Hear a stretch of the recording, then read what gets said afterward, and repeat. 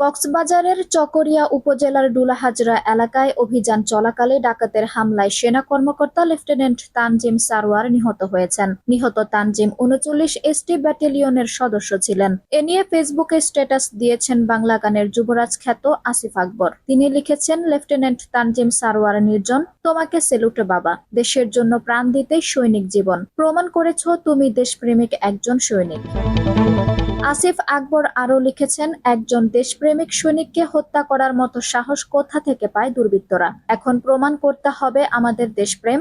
সন্ত্রাসীদের সব তথ্য সরবরাহ করতে হবে আইনশৃঙ্খলা রক্ষাকারী বাহিনীকে। পুরো দেশ থেকে এদের উৎখাত করতে হবে।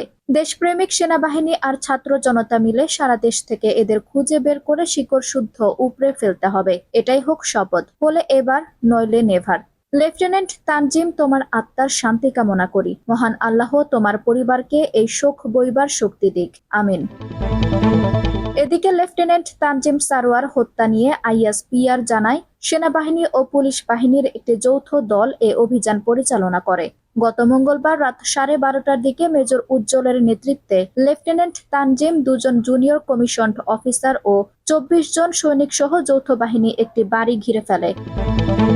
আইনশৃঙ্খলা বাহিনীর উপস্থিতি টের পেয়ে ডাকাতরা পালানোর চেষ্টা করে। অভিযানের সময় লেফটেন্যান্ট তানজিম 2 জনের মুখোমুখি হন। সে সময় একজন তানজিমের গলায় ছুরিকাঘাত করলে তিনি মারাত্মকভাবে আহত হন।